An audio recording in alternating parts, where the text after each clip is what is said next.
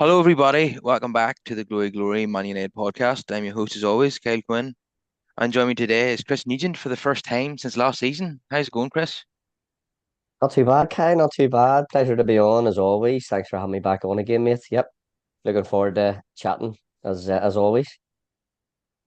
Yeah, and you've come on at a reasonably good time because I know United drew with Arsenal and didn't win the game. It was a really good performance by United and some really good individual performances, which we'll get into as well. So your timing has certainly been better than most games this season, which have been pretty drab and horrible to talk about. And I said in the last show that doing the podcast is now becoming difficult, but different story today. And we both said yesterday that we felt that United would put in a good performance today because they usually do in big games.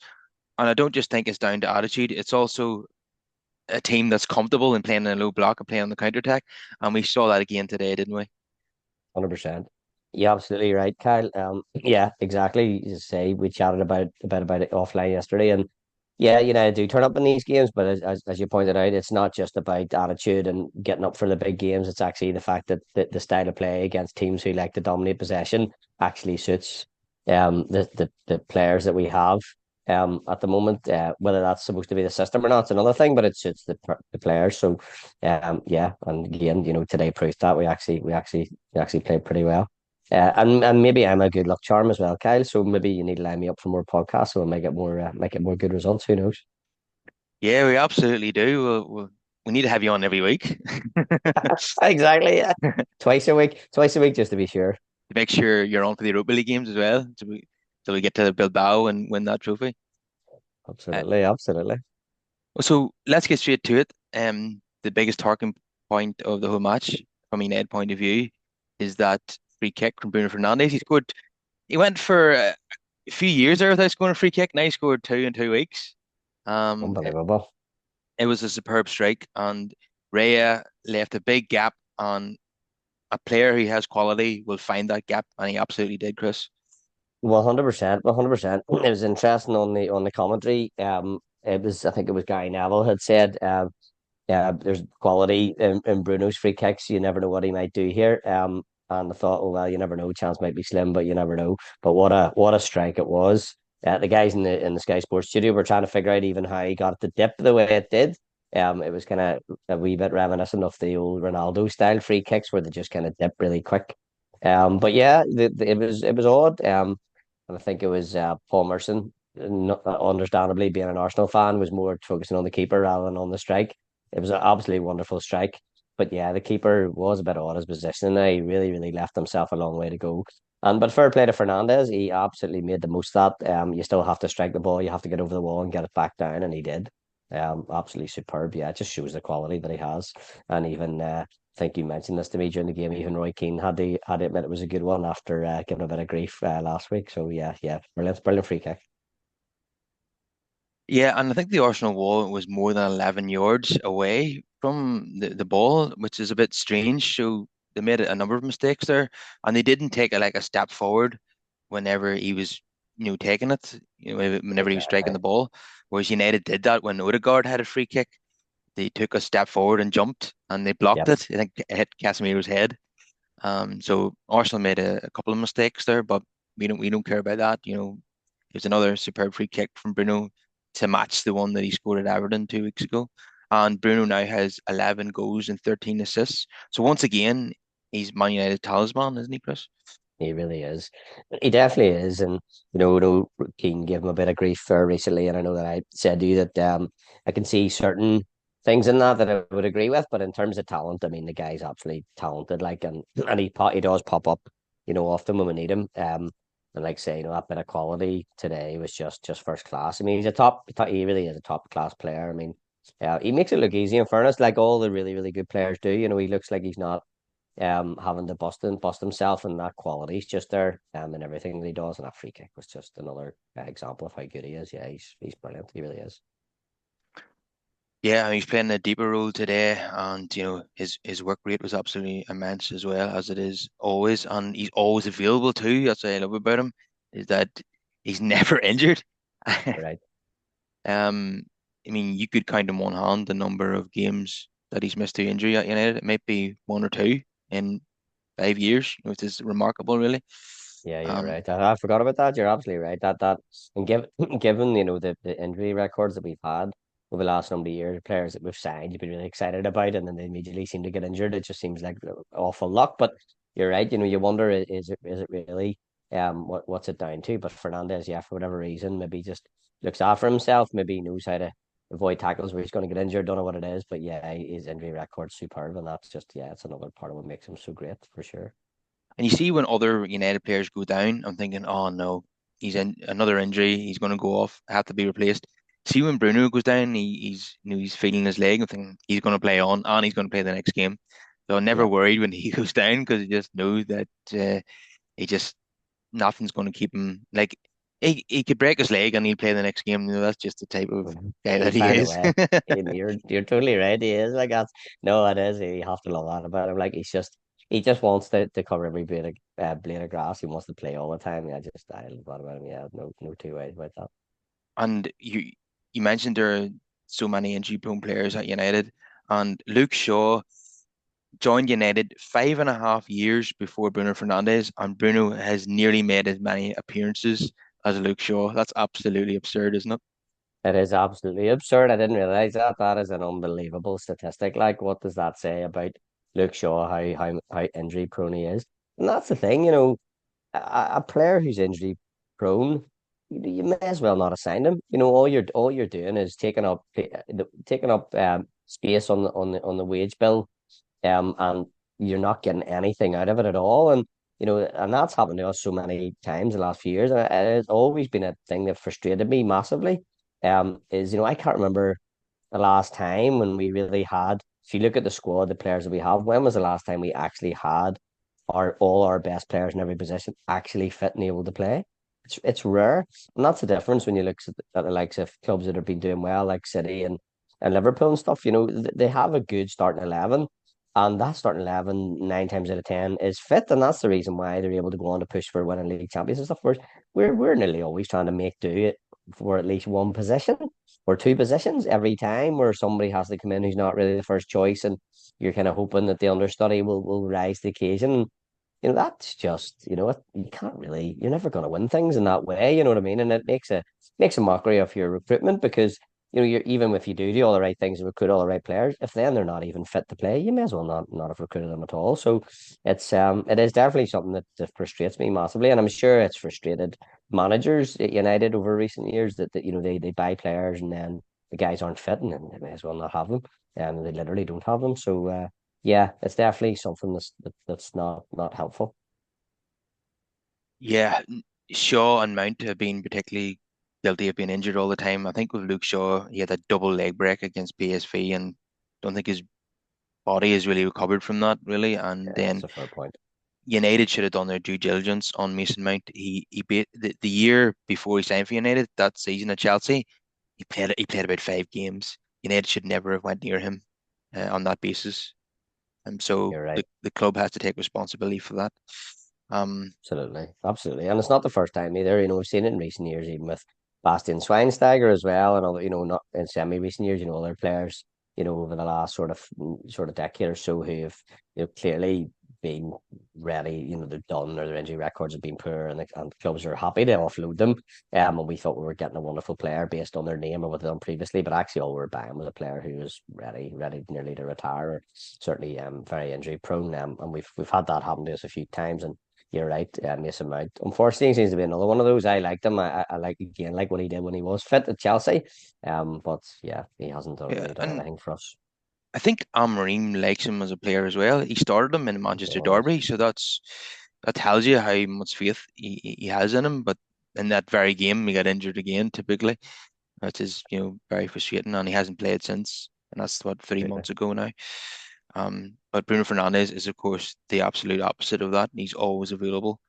Uh, yeah, he's only missed like 1 or 2 games through injury, maybe one, and then maybe two more through illness or something. But other than that, in the last 5 years, he's always available, and yeah, he's always willing to play 90 minutes through three times a week. Yeah, so yeah, he's an example in that aspect as well as everything Sure. else. And Amorim was full of praise for him after the game too. He said, "I will say we need more Brunos. The character he has, the availability is so important, and he's so decisive with and without the ball." So I think it's the first time really where he singled out Bruno for praise from memory. So I'm not surprised. You'd expect, the talisman, the goal getter, the assist getter, the captain, the main man to get some praise from his fellow Portuguese on the bench. But That's it's it. it's taken about 4 months for that to happen. Well, Uh, exactly. And I wonder, is the time enough had anything to do with the wee Roy Keane comment quite recently? And that little bit of discussion around. I wonder, is that prompted him to put it on record, how highly he rates him?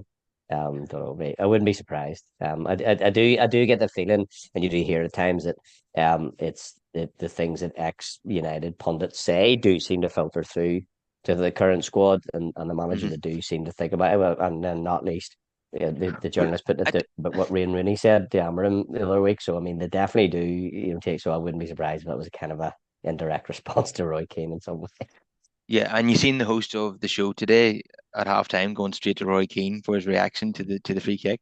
I think I Exactly. couldn't quite hear him because it was in a bar. There was a lot of noise, but I heard him say, I never questioned his ability. I said he had ability. So Exactly. he just didn't think that he was That's captain material. yeah, that's exactly what he said. Yeah, he did, and he smiled as he said it. So he kind of got the irony of what they were doing. It was a wee dig at what he'd said. But yeah, no, But completely.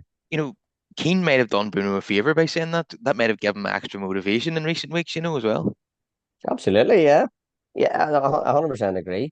Yeah, and I mean, in terms of what Keane said, we all know what Roy Keane's like. He's very kind of black or white, and I always come back to the fact that I think Roy Keane himself never felt like he was the most technically gifted player. I think most people would admit that's the case. Now, more technically better probably than what people give him credit for. But he would say himself he probably didn't have talent, the same talent as Fernandez has, or Ronaldo had, or Rooney had.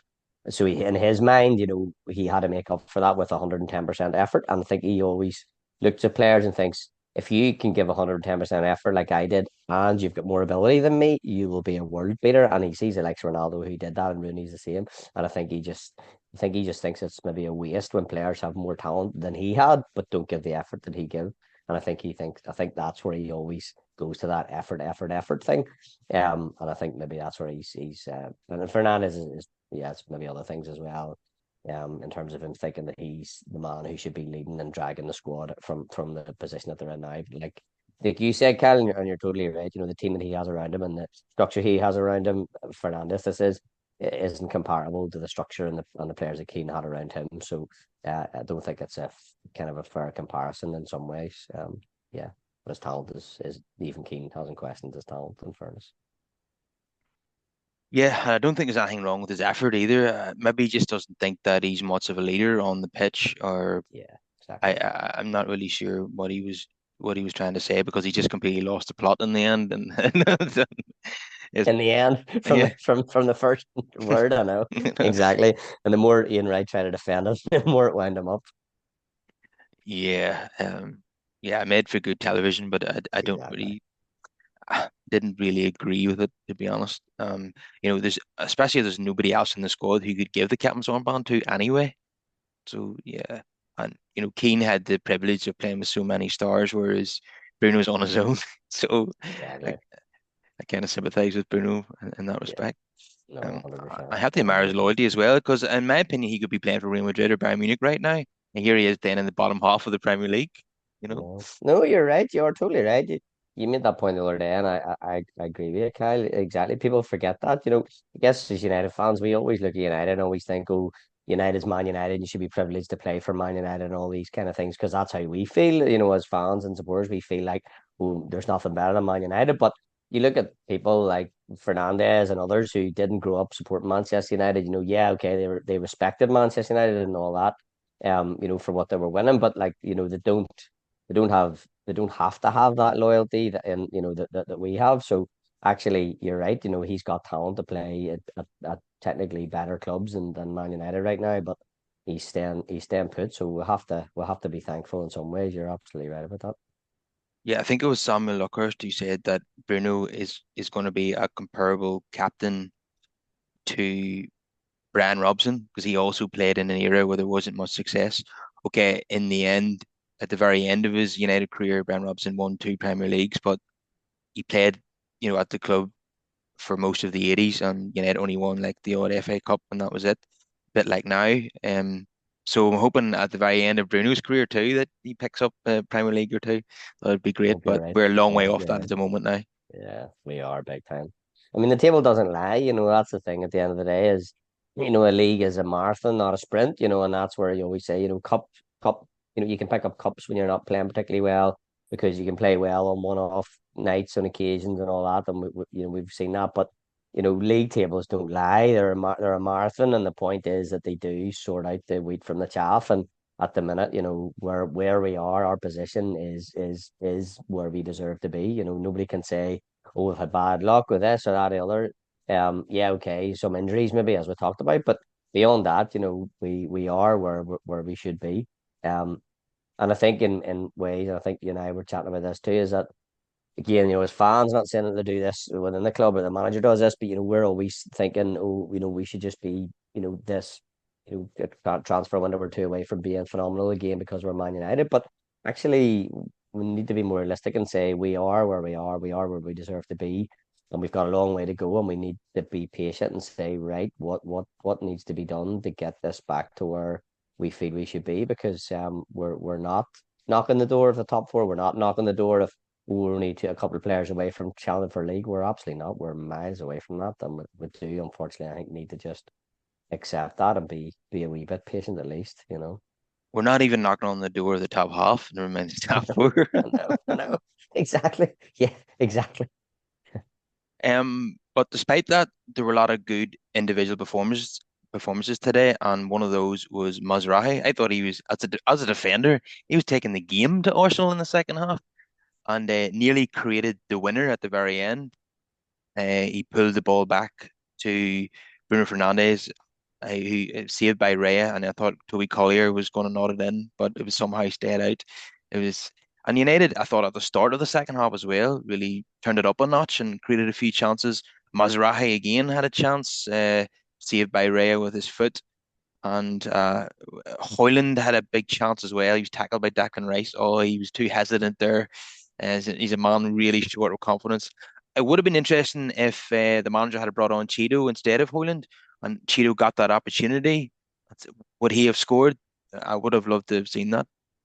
I know. And I heard Amram, allude to it before the game where I think the journalist had asked him, about playing the younger players, and he basically said, I'm purposely resting them because, they're young and, I'm not going to throw them into these games and I need the more experienced players to step up. But you're right, you're kind of, in a way, that's the thing. I think with the whole really kind of Amarim and the whole setup right now is that he's trying to do all the right things for the longer term, which is good in a way, but you do feel that sometimes the sacrifice results, in the short term over doing the right thing in the long term. Like you said, Obi might have actually, scored today, but yeah, the right thing to do if your team's playing well is don't play the young players yet, break them in easy. But actually you're going, yeah, but we don't really have that luxury right now. So you kind of go, well, maybe you should just put them in because maybe they'll pick up a result. Might have been the difference today between winning and drawing, but so I mean, I can see kind of both sides of that kind of argument, but you're right. Yeah, I mean, Hoyland he looks short in confidence. He hasn't been overly prolific, and as we know with strikers, and he's a striker, they're really only happy when they're scoring goals, and he hasn't been scoring goals, so he probably is a wee bit low on confidence, despite the fact he's got a good work rate and he generally, he puts in a real good shift. But yeah, he's going to want to score goals, and you're right, Kylie. He's not quite at that confident stage where everything's just flowing. And he's just doing everything easy. He is probably maybe overthinking a wee bit. So yeah, maybe we would have done better. Yeah, no, I mean, all in all, I feel like while the first half we didn't play overly well, and Arsenal probably, you know, in some ways, Fernandez' goal was slightly against the run of play, but in the second half, we probably could have won it. If we had things had went our way, we probably could have won the game actually. So it was a bit disappointing at the end of it all. Yeah, I felt Arsenal dominated possession in the first half. I think they had 68% possession, but the only statistic that matters is the goals, and we went into the half time 1-0 up. And but I felt in the second half while we were still, using the low block when Arsenal were in possession, it was more kind of end to end in the second half. And I thought we probably had the better of the chances throughout the 90 minutes. And, I agree. you know, I would have taken one all at the start of the day, but after taking the lead and having so many chances, I'm kind of disappointed with the one he threw in the end, to be honest. Um, Another player who played really well was Aidan Haven, making a second appearance. And I thought he was terrific in the extra time against Fulham. He played the whole 30 minutes last week in that FA Cup tie in extra time. And then today he played the whole of the second half. And not only did he defend superbly, he's actually really good on the ball. He was getting forward too towards the end. So United paid Arsenal £1 million for him. So that looks like a bargain, doesn't it? Right now, absolutely looks like a bargain. Yeah, I couldn't agree with you more.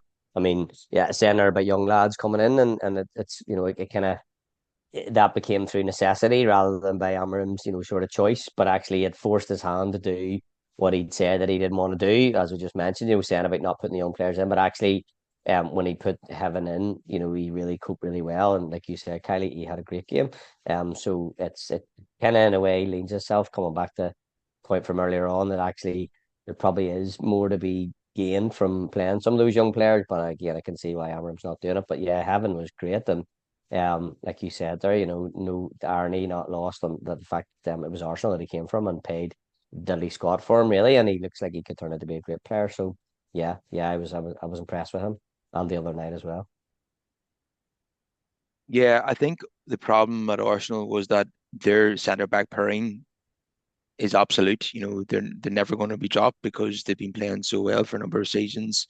You know, Gabriel and William Saliba, that they're like the Ferdinand Vidic for Arsenal, and he wasn't getting enough game time. I think he played in a League Cup game earlier in the season, but um, the opportunity came to actually be part of United's first team, and he jumped at the chance, and he's getting minutes already, and he's performed superbly. That's the reason why I want to see Tito Obi come on as well, because he's a former Arsenal player, and it would have been sensational for him to score against them and score his first United goal against them. That really would have annoyed Arsenal fans, because Arsenal fans who have the big presence online, they've always got a lot to say online, and they're trying to make out as if Tito Obi's overrated and he's not that good because he left them to join United. So it would have been brilliant if he'd have come on and scored today. Oh, it's hard to disagree with that. I know it would have been nice in the cake, like yeah, and it won't be long till he does get his first goal anyway, so it would have been really nice if it had been against Arsenal, but yeah, it wasn't to be, I guess. And another player I have to mention is Matthias de Ligt. I think in the last 5 games in particular, and maybe you could argue this calendar year, he's been superb for United. He, he he defends with aggression, which is what I like. He's got a bit of bite about him. He's not afraid to fly into a challenge, and he looked really, really motivated today. And he's playing like a leader at the minute. So I don't think he's had a perfect season by any means, but in the last number of games, he's really impressed me. And obviously, he scored against Ipswich as well. He's got that in his locker too. He can score from a set piece. So yeah, I'm really pleased with his form at the moment. Same, that was the thing. He came with a big reputation, and he was a fairly big name. Um, and when how he started his United career, I think was probably pretty disappointing for us, and probably you would imagine for himself as well. And that, but I sometimes come back in my mind to back in the day when things were better and we had a much stronger squad. You could afford to let people get a bit of time to get used to the pace of the Premier League and all that kind of stuff, and kind of get their feet under the table a little bit. But we've been a bit desperate of late, and we probably don't, give in our minds, give players that time. So maybe that was his bedding in period. I don't know, but certainly he's looked really good most recently. And you're right, Kyle. He's aggressive. He's not the quickest, but actually his position will play can be very good, where he's able to get himself in the right position and then just put that bit of effort in just in the nick of time. So, like, yeah, I've been impressed with him too, and like you said, he's a goal threat as well. And I like his general attitude. He seems to, he's obviously, he's been a great player. He is a great player. He's confident. He doesn't look like somebody who overly, kind of, when things aren't going well, starts to let it get to him. He doesn't look to me to be that type of guy, which is another positive. So, yeah, I think he's been, as you said, this, at least in the last few months, he's been really good, or last couple of months anyway. So hopefully he keeps that up. Yeah, he was a good player. We thought he was a good player. He didn't look like a good player for a while, but he's starting to look like that again. He definitely is. Well, if you're captaining Ajax at 18 and then you're going on to play for Juve, Bayern Munich, and Man United, you're not going to be a dud, like, are you? You've obviously got something Exactly. about you. Exactly. Exactly. That's it. Exactly. Yeah. I mean, the CV spoke for itself. And I think that's why people were a bit disappointed at the start because he didn't seem to be living up to that CV. But like I said, maybe that was just him needing to take time to get used to the new surroundings and a new way of playing and all that kind of stuff, whatever culture, etc. But yeah, he's playing well right now. So hopefully he just continues to even improve even further. And it was telling that whenever Bayern decided to sell him to Man United, their fans were absolutely up in arms about it. And they even signed a petition. I think there was 60,000 Bayern fans pro signed a petition protesting against the sale of Delict to Man United. So Good that's sign. high praise indeed. Absolutely. It's a good sign for us. Yeah. So another player he came off the bench today, and just as he did against Real Sociedad, it was Toby Collier, and he looks like a fantastic young talent.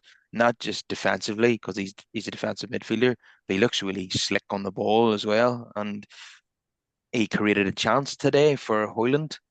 It was a superb tackle to intervene. I think Hoyland's shot was probably on target, but it was a good tackle in the end from one of their centre backs. But yeah, Toby Collier always impresses me, and I think it can only be a matter of time before he's in the starting 11 again. I think he's been injured for a few weeks there, and he obviously just getting back to match fitness. And he had a sub appearance on Thursday and again today. And Casemiro and Eriksen are coming towards the end of their careers at United, and they they look every bit their age. They don't have the energy anymore. It always worries me when they play together. So this is why I think that midweek against Real Sociedad in the return leg, or I like to see Collier play instead of one of Eriksen or Casemiro because he obviously bring that more youth and energy to United's midfield. So yeah, he's someone that really impresses me. No, same. I like him. I think he looks great. Like you said, Kylie's just got, he looks like he's got everything at the minute. He's only 21, I think. He's got lots of energy. He's strong in the tackle. He reads the game well. He's cool under pressure. He can get forward, like you said. He's got a lot of very, very good attributes about him.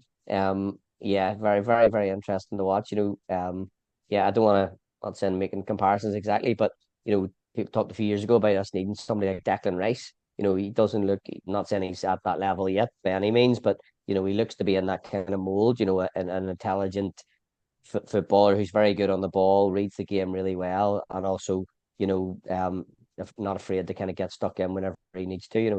He's got a lot of good attributes, like you said, and he's only a kid, like 21. He looks like he's going to have a very good and big future. Hopefully, injury doesn't hamper him too much, and he's able to kind of get a good run of games and get fit and keep that going. But he looks like you said, Kylie, he's going to be hopefully the future for us in that central midfield, defensive midfield position.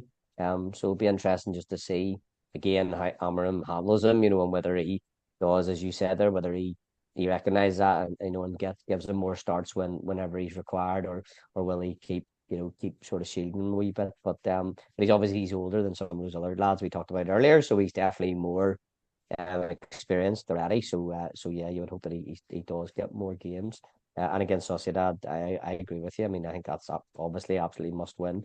You want your strongest players there, and they're going to go at it against us. They're not going to be afraid. So I think we need somebody like Collier who's got energy and legs in the center. So yeah, I would agree with you. It'd be interesting to see how it goes though.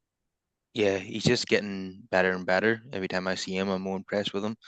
Um, he's not just like sometimes United give chances to young midfielders and they're just going to run around and press and try hard, and they haven't really got that much ability, but he has actually got ability as well. Lots. So he's got everything. And I just love when young players come on because sometimes we get fed up as United fans watching the same old faces, not putting in the effort sometimes. But when young players come on, they're absolutely giving it absolutely everything, and I just love Right. seeing that. You're right. Yeah, I know exactly what you mean. I know. I always feel that. I always feel that. Yeah, you see a young lad come on and even if they're a bit raw, you kind of go, well, he's going to put himself about and he's going to give 120%. They always do, yeah, and that's what you want, absolutely. The playing for the badge and knowing there's something to prove, and that's wonderful. Like, yeah, I agree with you. Yeah, sometimes I feel like, players like at the minute, players like Hoyland and Dallo, for example, are only playing at about 70 or 80%. Where when a young player comes on, he's playing at 110%, Yeah, and that's a big difference at that level. Um, absolutely. Well, that's it. Whenever at that level, everybody's a good footballer. You don't get to that level unless you are. And that effort is, the very best players, and got to come back to what Keane said, but the very best players will have the talent, but also put 100% maximum effort in at all times, and that's why they become great players. And so you want to see that, and as you alluded to, there is definitely people at United over the years, and Dallo seems to be one of them for sure, who don't always put in the effort, and it's less than the minimum standard you would have to say. At a club like Manchester United and any club in the Premier League, really, the level's too high to slack off. Even if you think you've got the ability to do it, you have to be given 100% every single game and every training session. And that's one of the top pros would always say. If you're going to win things, you need to be playing at your maximum every time you pull your football boots on, training or games or otherwise. And yeah, players who don't do that aren't they're not the future for Man United, I don't think. and then there are players like Ericsson and Casemiro that it's not that they don't want to put in the effort, they just can't because they're in they're 33 now, and Casemiro has that kind of Wayne Rooney body that just wants to be fat, and it's getting harder and harder for him to be lean, and sometimes he looks well off the pace. Sometimes he jumps in to tackle, he misses the ball and the man, and it's just embarrassing. I Um, know. Ericsson looks well short of energy. He always looks like a passenger when the other team have the ball, and that can frustrate me at times too. And I want to see him be substituted earlier than he normally does be. And like I think Collier come on for Ericsson midway through the second half. I would have made that sub at half time, to be honest, because Yeah. and that's another frustrating thing with regards to the Arsenal goal. Superb strike by Declan Rice, but nobody was closing him down. And if Collier had been on for Ericsson before that goal might not have happened because he might have Yeah. closed Declan Rice down there.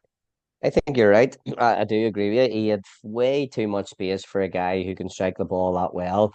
Yeah, way too much space. He was at the edge of the box, you know what I mean? And nobody around him at all, and he was able to just basically stroke it right into the corner. I mean, it was a great finish. You have to give the guy the credit, but absolutely, he should have been under way more pressure than what he was. And you're right, Kyle. If with somebody with more legs, maybe he would have been like Collier.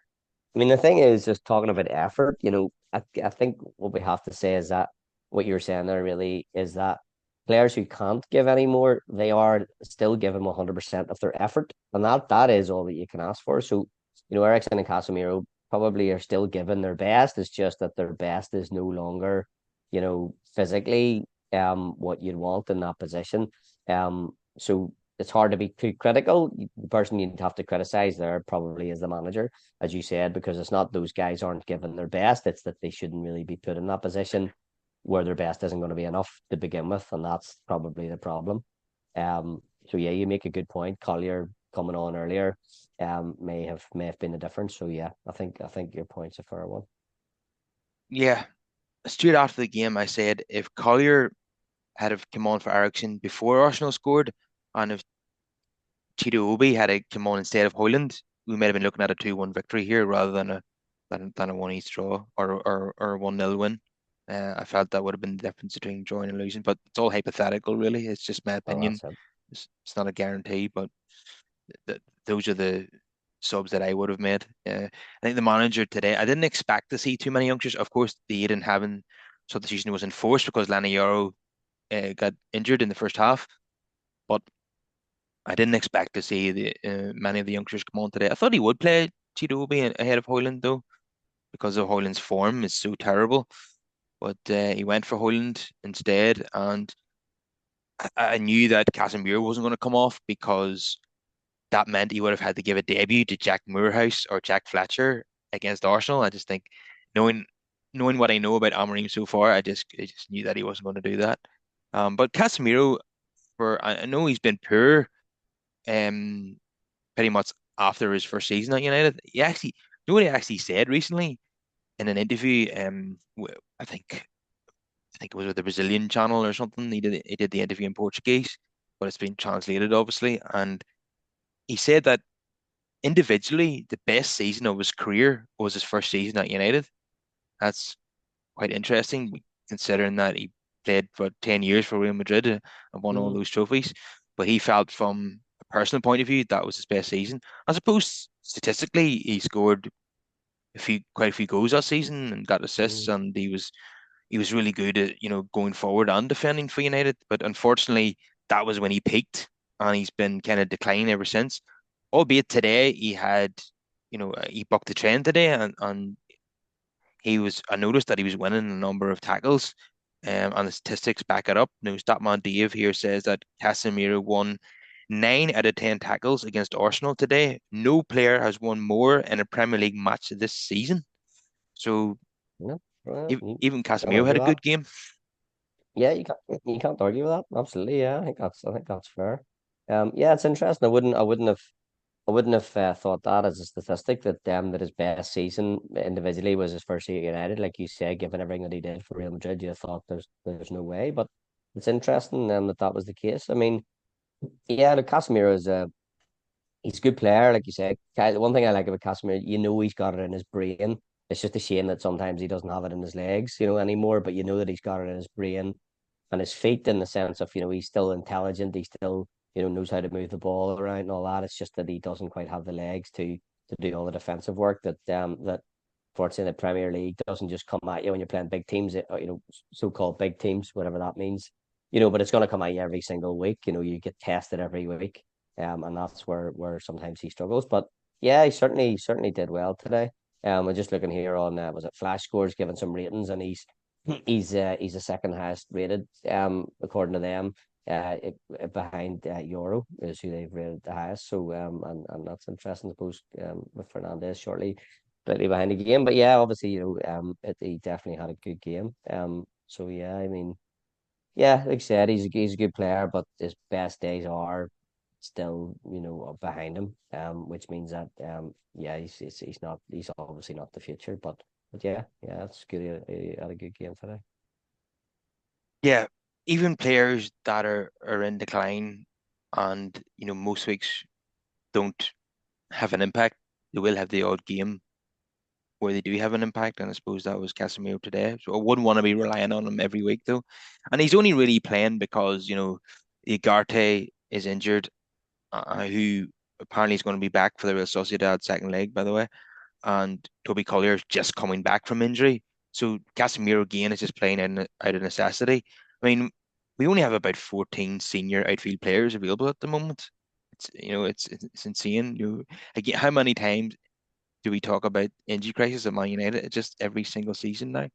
And but we're not really using it as an excuse this season because even when we had far more players available, we were still shite. So Exactly. nobody's even Yeah. talking about the injuries anymore. No, no, it's true. Exactly, because exactly you look, even our best 11 isn't going to be as good as you know as many other teams in the league. Unfortunately, so you're right, Kyle. It's not. It's definitely not an excuse. But yeah, it's hard to disagree. If we obviously are United fans. We watch United. We talk about United. Even we were talking about yesterday. Even when you watch a game, you're really just watching what United are doing. The opposition just happens to be the opposition. But I thought Arsenal were pretty poor at times as well. I think they showed a lot of their frailties. Like you can see why, any league form they had, kind of dropped away and they're not contenders really anymore realistically. I think that they could have I think that as well as Casemiro played, it says a little bit about how poor Arsenal were in terms of testing them. I think you get tested even by teams that are allegedly not as big or lower down the league in Arsenal. I think I would test him better than he was in some ways today.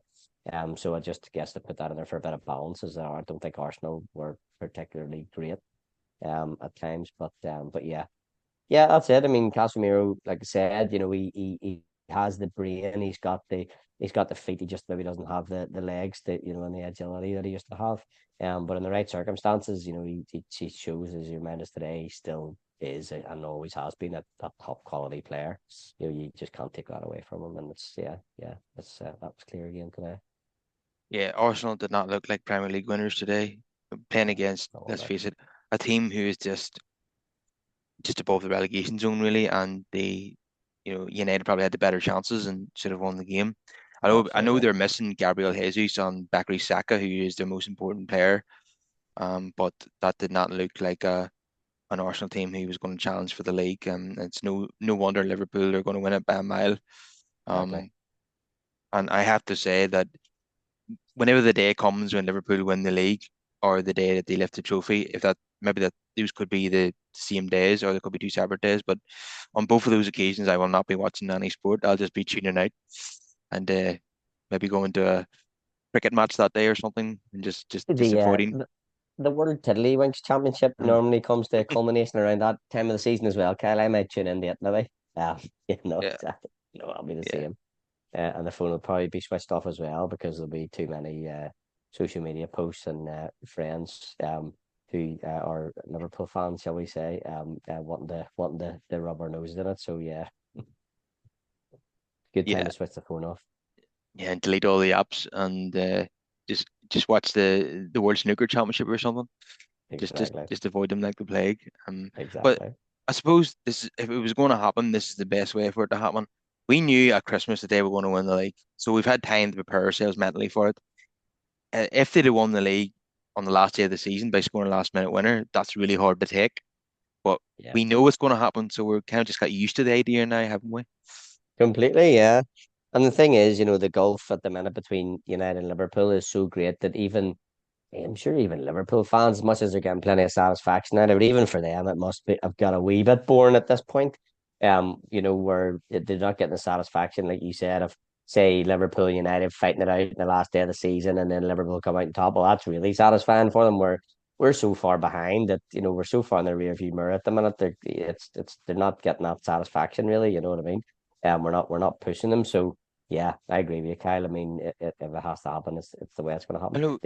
The other thing too is that I think I'd have been more disappointed as well, or found it harder to take if they had. I don't know. I kind of feel like Slot. I feel like them bringing in Slot was a really good move from a consistency perspective, and that is the reason why they're going to win the league. But in a way too, it feels like I don't know. It feels like he's a figurehead because he's really just taken on Klopp's team and just kind of kept them taking over in a sense, and not really. I'm not saying he hasn't improved them, but do you know what I mean? I feel like it's not like they've went from being poor to all of a sudden it's a revelation. I feel like it was just almost like the next natural step. It was almost so obviously kind of coming. What you couldn't have predicted is how you thought Man City might have pushed them, but you couldn't have predicted how badly they would have fallen away. But bar that, Liverpool's form was just a continuation of what they did under Klopp, and it was just the next step. Well, So with it even further time to prepare for it in some ways. I don't want to turn it into the Liverpool podcast. I think that's the last thing that all our listeners want. But um, Yeah, fair point. I think the difference is that Klopp left them a good squad, whereas Ferguson didn't leave Moyes a good squad. There was an aging squad, and but even at that, Liverpool fans were anticipating that they were going to have to fight for a top four this season. Nobody really seen this coming under a new manager, but it's really worked out well for them. And trust Liverpool to get a bald Dutch manager and win the league in the first season. You know, uh, we don't have that kind of luck. It just doesn't, No, we, doesn't work out for us. we definitely don't. But the other thing is, I was reading earlier. I think it was Sky Sports maybe had done it where it was just coming on a point there. They were saying about that consistency that there's some algorithm there and some AI thing. I mean, I know it's only like a model, a computer model. It doesn't, there's no guarantees. It's just an estimation, but basically estimating that the kind of similarity between the club system and the slot system, and as we know anyway that they're almost identical, which is why it's been so successful. But Ten Hag, so the compatibility was 80 or 90% or something, whereas the compatibility for Ten Hag and Amarin was about 30%, but we know that that was by design because we want to go in a different direction. But the problem, as you know, at United, Kyle, is been we keep changing direction all the time. We have been doing ever Well, since Moyes, and we just keep chopping and changing and giving managers what they want, and then it doesn't work out, and then we yeah, sack them, and then the next manager has to pick up the pieces. then they get a few transfer windows, start to get what they want, then it goes wrong, and then we rinse and repeat. And this is the problem: is we've had no consistency for 10 years, and we're back to the drawing board again under Amarim. He's back to square one now too, and that therein lies the problem, in my opinion. This is where Liverpool and Michael Edwards get it right. They identified that Arne Slot was had the most in common with Jurgen Klopp. They actually looked at Amorim themselves and thought that he was not suited to the squad that they had, and then decided not to pursue him. Then and they thought that Yeah, Arne Slot was very similar to Klopp, and yeah, they were proved right in that as well. So it's, but I don't think they actually would have won the league this season if Jurgen Klopp had stayed for one more year. And here's why: because he and Mo Salah had completely fallen out, and he was going to leave the club if Klopp stayed, and he's obviously been their most important player this season. His numbers have been phenomenal, even better than he normally is. So by changing managers has actually made him better, and he might have left if Klopp had stayed. So it's worked out in that respect as well.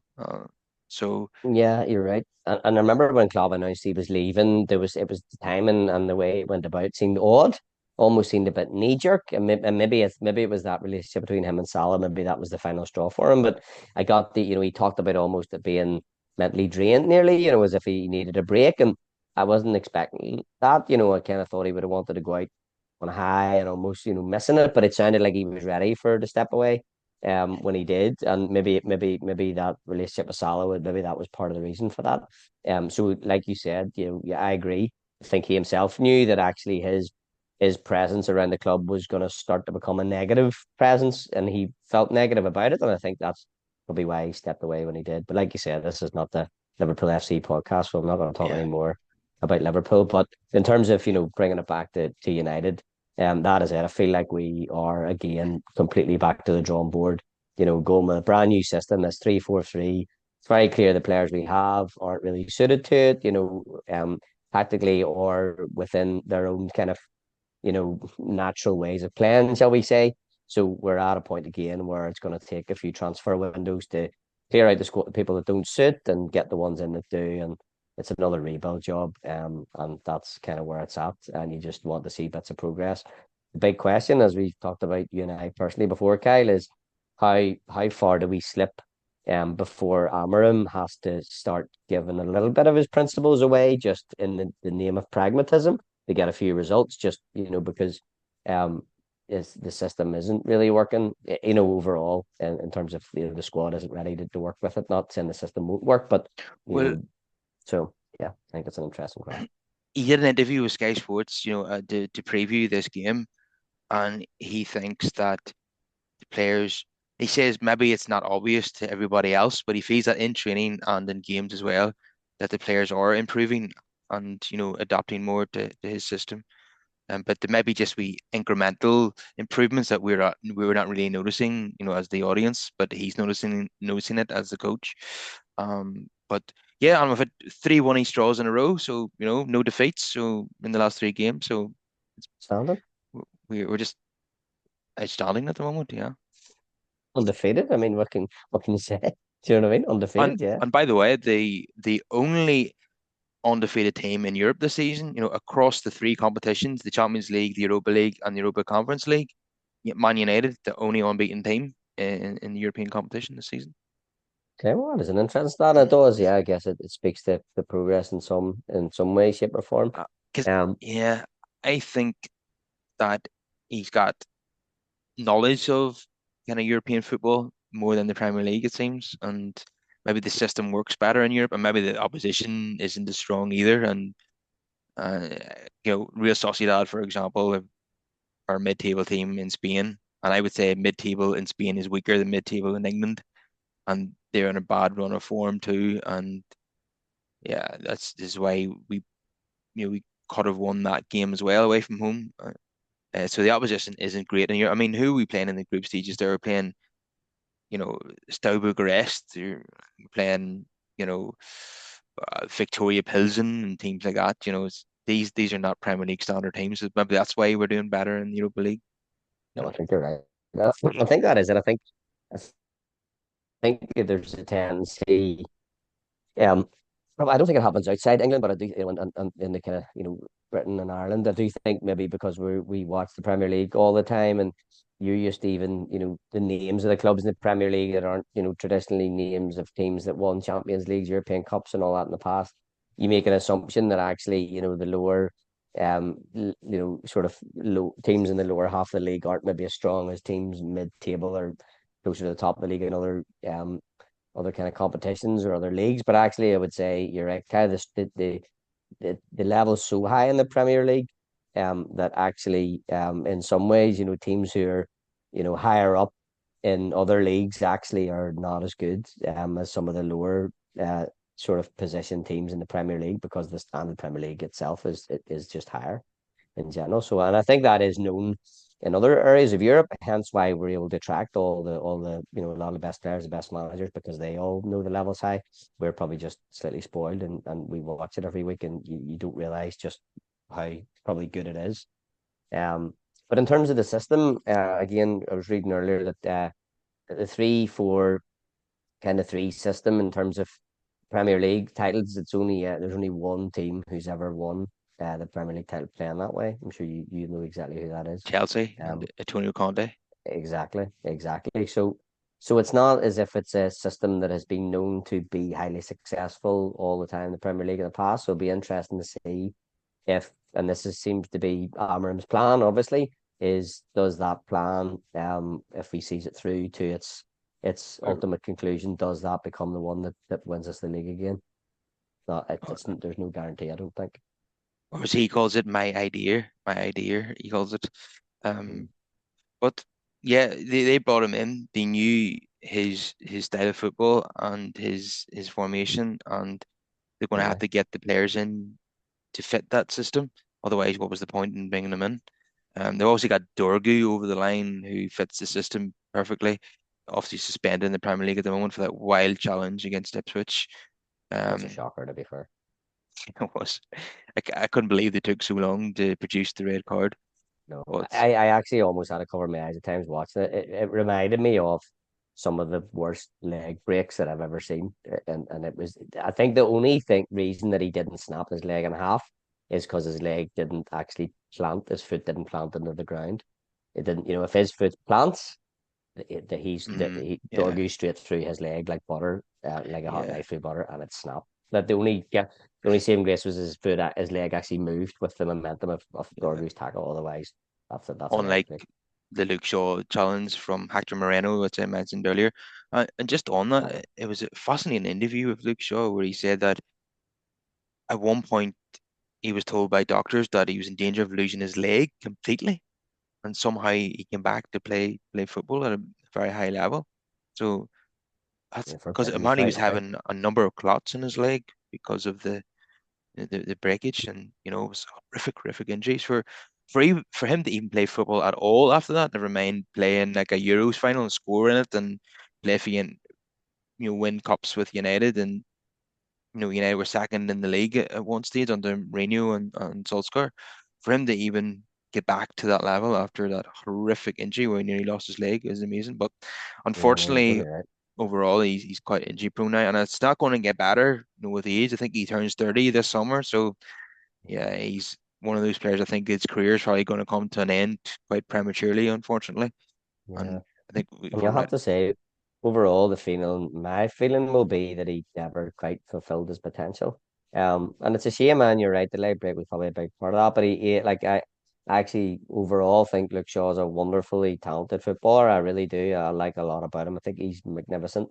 Um, but yeah, I think you're right. It's only if things are only going to get more difficult, and I think eventually you go down as a player who you knew had wonderful ability and just didn't probably quite get the accolades and the medals and trophies really to back that up. And his injury record hasn't helped, for sure. So just like the Liverpool away game and the City away game, these are going to be among the highest player ratings of the season.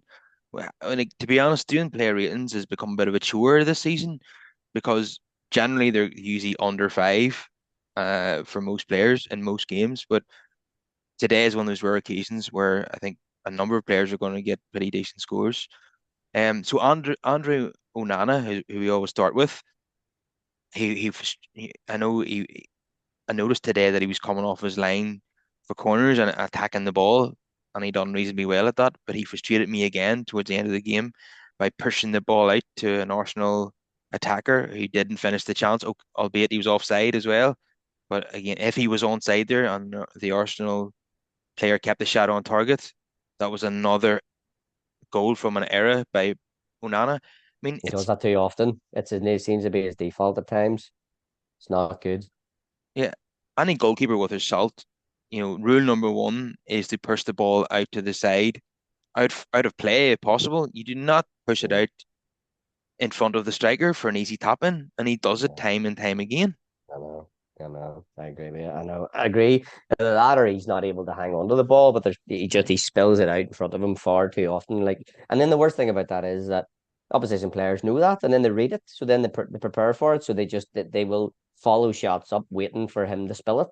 Do you know what I mean? yeah. And they'll be successful come from that, to our detriment. So yeah, that's not a good trait. Um, so I'll give him a 5 out of 10. Mateus de Ligt, yeah, he's playing well in every game at the moment, which is really, really pleasing. And yeah, defends aggressively, which I love. And he can pass and he can score from a corner. So yeah, and I think in the Fulham game, he was taking the game to Fulham as a defender, as Mazrahi did today. So yeah, so I give him a 7. Victor Lindelof, not my favorite defender by any means, but sort of playing out of necessity today because of Maguire's injury and Martinez being out, and yeah, we're kind of dwindled in numbers back there. But I think he did okay and didn't make any glaring mistakes, so I'll give him a 6. Laniaro only played 45, and I thought he played well, but unfortunately had to come off. I hope it's not a serious injury. So I'll give him a 6. And then he was replaced by Eden Haven, who played the second 45, and I thought he was superb. Yeah, I give him a 7. Mizrahi, yeah, I thought his second half he was brilliant, and you know he's very much a defensively minded, right wing back, but yet I thought he was arguably his best attacking player in the second half. Yeah, he was He's got very, great very feet, close. doesn't he? Yeah, Good he feet. I does. really like him. He's quite skillful. Like yeah, I like him. He's clever too. Like he's great.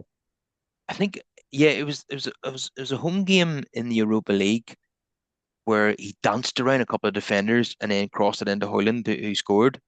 Um, yeah, and the goal was just created by a bit of magic from Mazraoui. So he has got great feet.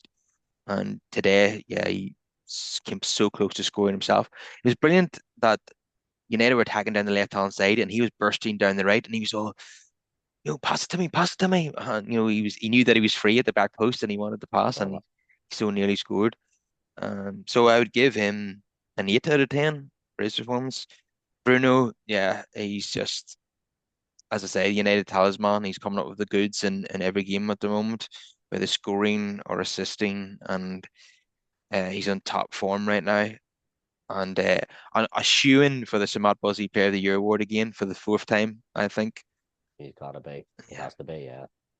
So I give him an 8 as well. Casemiro, pretty good game by his standards, on statistics back it up, winning 9 out of 10 tackles. So I'll give him a 7. Diogo Dalot, our old friend Diogo Dalot, um, yeah, just very, very disappointing again. And two things really stood out for me. I was about to praise him, he won a tackle in the left back area, took the ball off the Arsenal winger, and then was sprinting forward, and then the ball hits his shins and goes out for a throw in. You're like, just a very, very heavy touch, and you're like, oh, I was just, I was at the praise for Dallo was just at the tip of my tongue, and then he does that, you know, because I couldn't believe it. I seen him actually block across today, tackle someone, but then just after he tackles him, he has a really, really poor touch that comes off his shins and out for a throw in. And then at the end of the game, when we were in the ascendancy, creating chances at the end of the game, he had an opportunity to cross from that left hand side and he put it into the upper tier of the East Stand. And we're like, oh, what the hell was that? Just I, I think last season a lot of United fans were praising him, saying about how good he is and he's the most consistent player, and I just wasn't buying into it. I was like, really, that's not what I'm watching. I think he's a very, very mediocre player.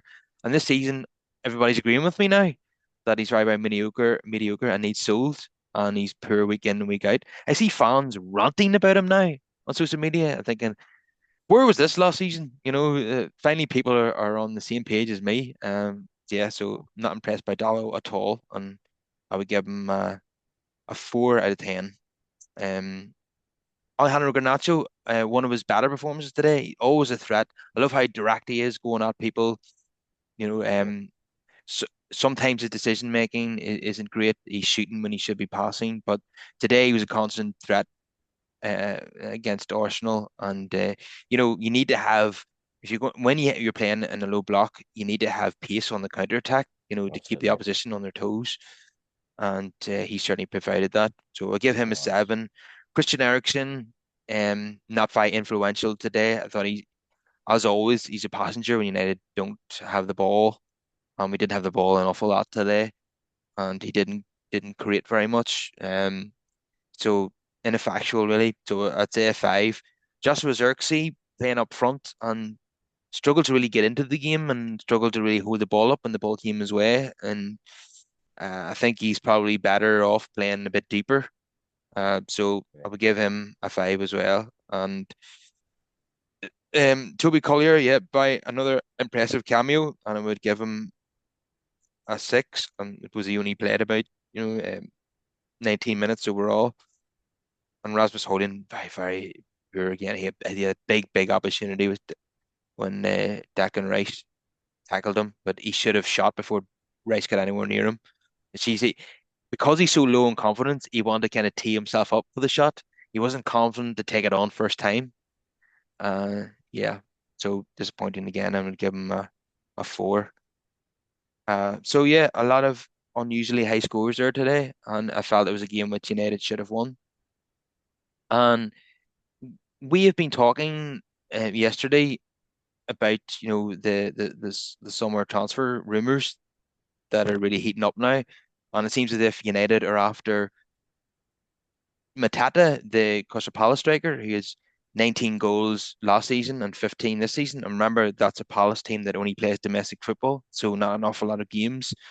So that sounds like a decent option to me. That sounds like when Ferguson signed Dwight York, Berbatov, he signed Louis Saha, that type of striker from another Premier League team uh, is often a good move for United rather than looking for a big superstar who plays in Europe.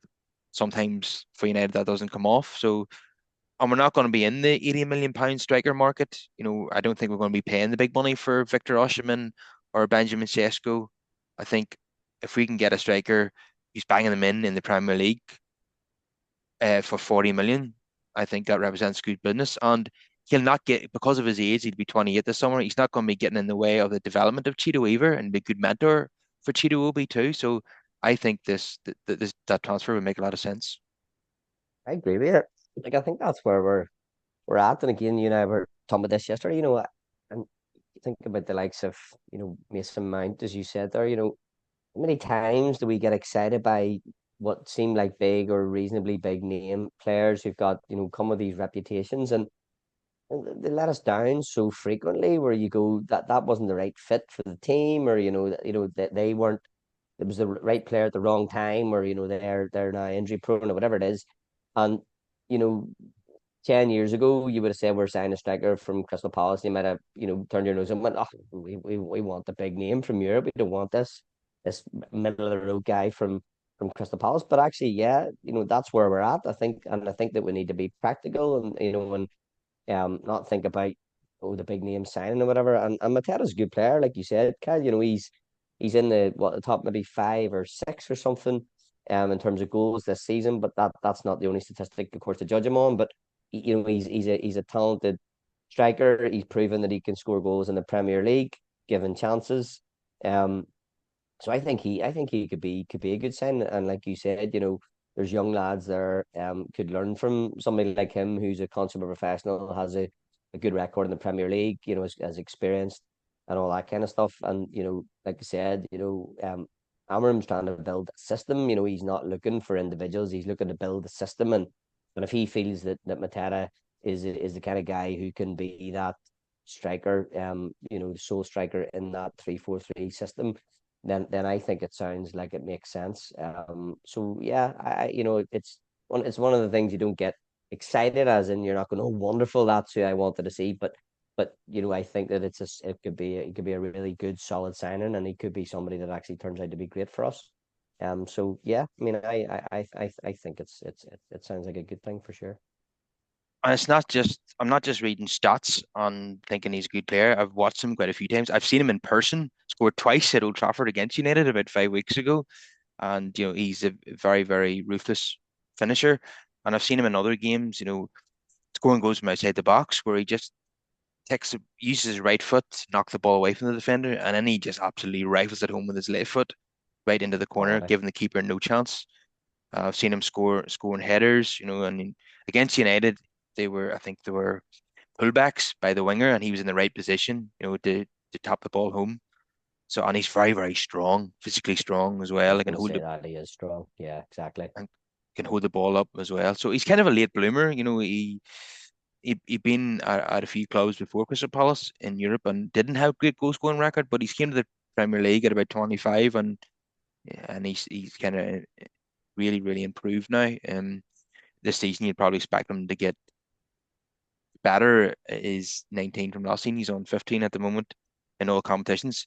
I think in terms of the Premier League itself, he has 12. So the other three have obviously came in the cup competition. So he's 12 goals and 2 assists in the Premier League in 27 appearances.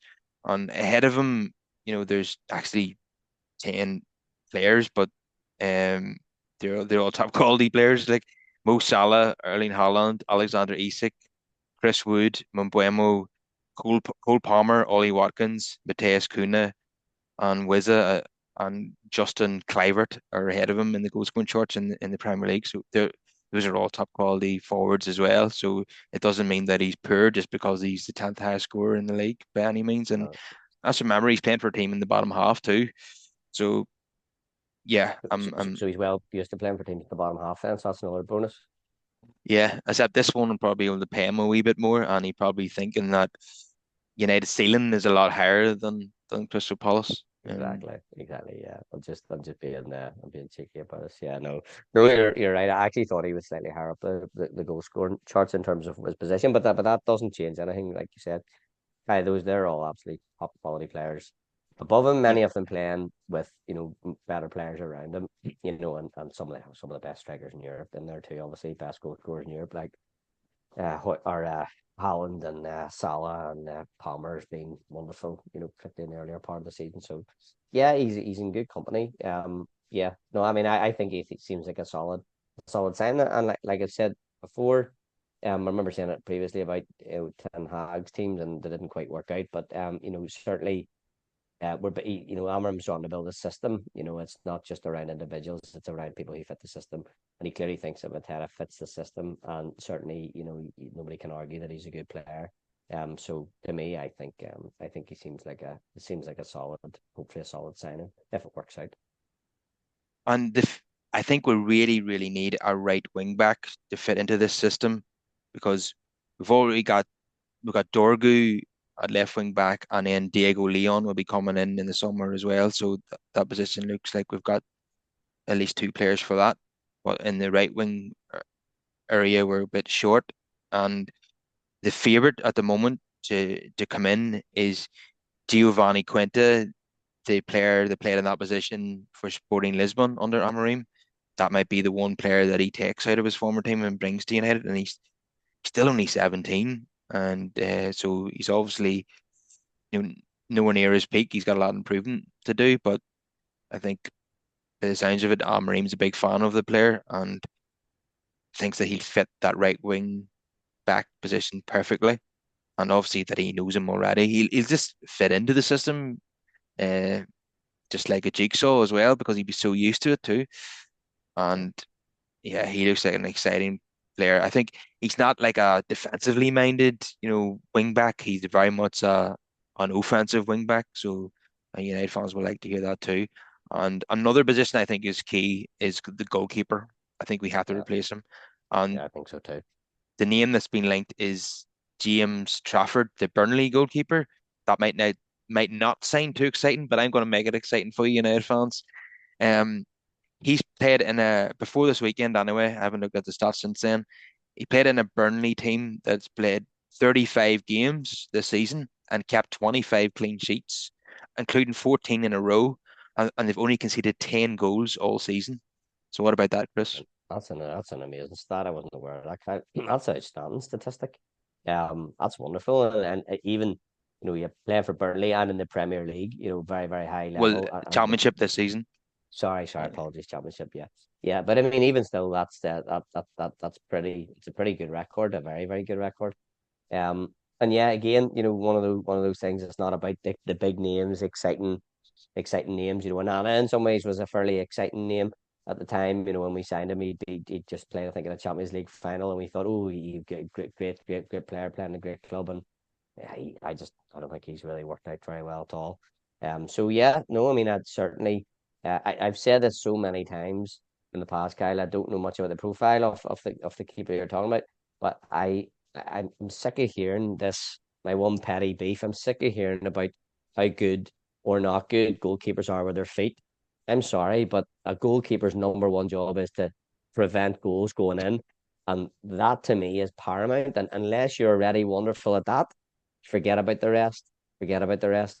And this picking players who are great with their feet and they're a 7 out of 10 or a 6 out of 10 saving goals is not the road to success. You either have both, or if you don't have both, you're a good goal. You're a good shot stopper first and foremost for me, and that's where Onana is not the right profile.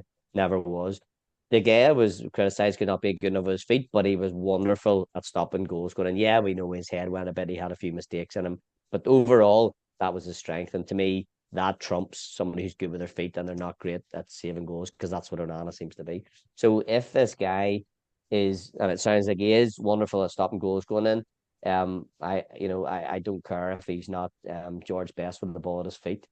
He sounds to me like an upgrade on Onana because yeah, Onana's just far too prone to shipping goals and, as I said earlier, spilling the ball out in front of strikers, and that will never breed long term success, no matter how good he is with his feet. So yeah, yeah, for me, sounds like an upgrade, so that can only be a good thing.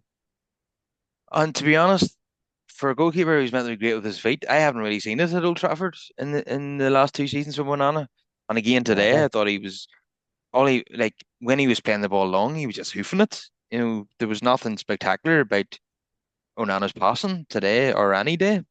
So I the don't thing really get what the fuss is about. Like, I don't either, but the thing is, Kai, like, what does this being good with the goalkeeper's feet really actually mean?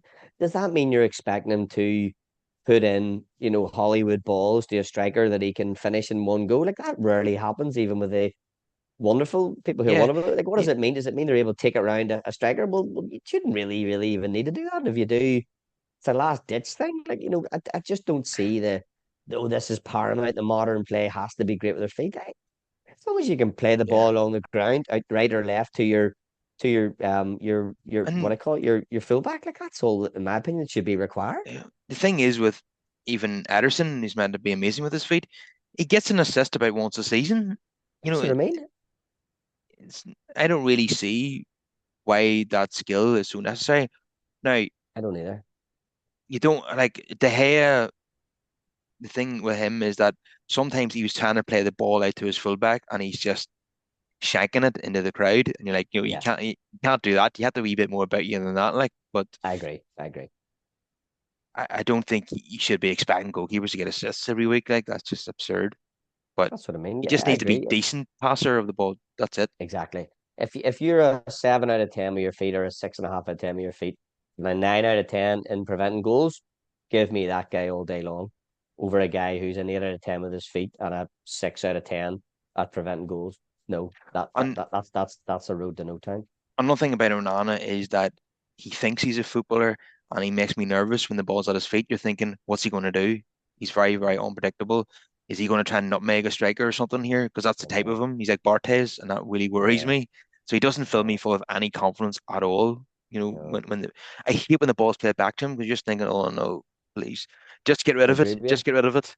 You know. And Barthez is the same. And Barthez used to make me nervous too. And Barthez was a very good goalkeeper, but it's no coincidence that the very best goalkeepers that we've had, who've had most success over, were Van der Sar and Schmeichel, who were shot stoppers first and foremost. Like that's what, and that's what will win you titles. Forget about this. Like I say, and if you happen to be somebody who can do both, brilliant, even better again, you're perfect. But for me, the priority has got to be somebody who is solid at stopping shots and gives you, yeah, I guess that's it, like you said, Kyle. It's about confidence, and that's not just confidence for the fans watching the games, that's confidence for defenders and midfielders, and also then it drains confidence from attackers, and attacker faces, somebody like Schmeichel, and they're not as confident they're going to score anymore. Well, sometimes that's the difference between somebody hitting the post and somebody burying it. So like it's more than just what they do. It is that confidence. It's that kind of feeling around and that air around, and that can change how the dynamic of the game. So I think it's hugely important. And yeah, somebody like Onana who makes you nervous also makes defenders nervous and makes opposition strikers confident, and that's a bad combination. So yeah, I wanted it, like always. Me, I'm always a glass half full kind of guy, and I always give every player a chance, and always, as a United fan, will back any player that pulls on, the red shirt. But Onana just does not look to me to be the long term goalkeeper for us, unfortunately. Yeah, and if Bay India was fit, I would rather he play, to be honest. And I don't think he's like the long-term option as a number one. But yeah, I think obviously we want to sign five or six players this summer if possible. But if we could only make three, it would be goalkeeper, right wing back, and striker. For me, they would be the priority areas. Do you agree? Yeah, I wouldn't disagree with you at all. Yeah. Yeah, I would say that we need good players in the center of the park, but like you say, we actually kind of have those players. They just need to be fit and need to be able to slot in. So in terms of actually recruiting, I would agree with you, Kyle. Yeah. I think those are the priority areas. We are definitely lacking goals. A striker is paramount, and as we just talked at length there, Onana, is that's a bad situation. So yeah, those would be the two. And when you say right wing back, yeah, it's hard to argue with that. So yeah, I would agree with you for sure. Okay, that brings us to the end of the show. Thanks for coming on as always, Chris. Pleasure, Kyle. Thanks for having me, mate. And it's good to be on. Yeah, we didn't win the game, but certainly feels a bit more positive than previous games. So yeah, I'm gonna stick to saying that I'm a bit of a good luck charm ish. Okay, everybody, please subscribe to the podcast and let all your friends who support Man United know about us if you like our podcast, and get the word out there and out to more United fans, and hopefully you will all enjoy our content. So I shall see you again then, Chris. Take care, Kyle. Thanks, mate. See you soon.